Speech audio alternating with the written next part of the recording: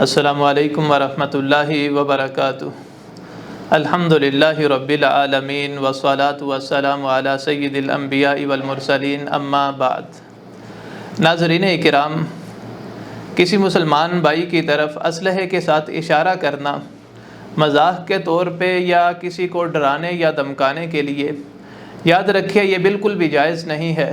ہو سکتا ہے یہ آپ کے لیے بہت بڑے خطرے کا باعث بن جائے یا آپ کے کسی قریبی عزیز کی جان کے ضیاع کا ذریعہ بن جائے۔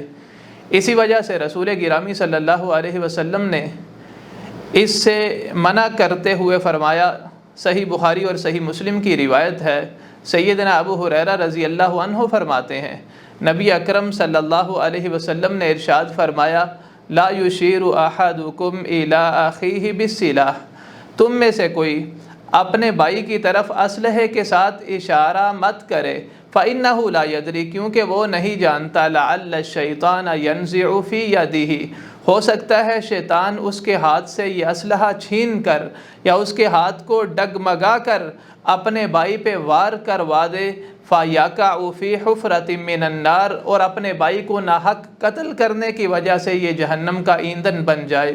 یاد رکھیے یہ اشارہ کرنا کوئی معمولی چیز نہیں ہے، ہو سکتا ہے یہ آپ کے لیے بہت بڑا خطرہ بن جائے۔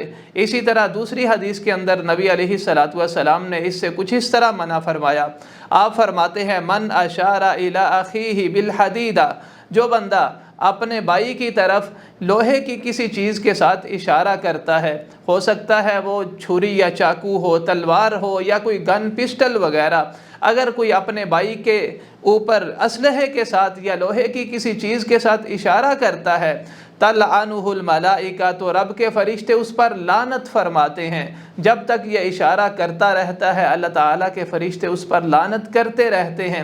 حدیث کے اندر آتا ہے، اگرچہ اس کا سگا بھائی کیوں نہ ہو، اگر کوئی اپنے سگے بھائی کی طرف یا کسی عزیز یا رشتہ دار کی طرف بھی اشارہ کرتا ہے تو فرشتے اس پر لعنت کرتے ہیں۔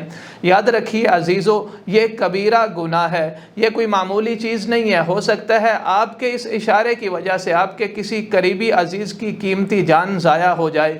ہم نے کئی ایسی خبریں سنی ہیں کہ مزاح کے طور پہ اشارہ کرتے ہوئے کسی کی جان ضائع ہو جاتی ہے، اچانک فائر ہو کے کسی کا موت کا سبب بن جاتا ہے۔ اللہ تعالیٰ سے دعا ہے اللہ تعالیٰ ہمیں ہر قسم کے شر اور شرارتوں سے محفوظ فرمائے، اللہ تعالیٰ ہمیں قرآن و سنت کے مطابق عمل کرنے کی توفیق عطا فرمائے۔ وآخر دعوانا ان الحمد للہ رب العالمین۔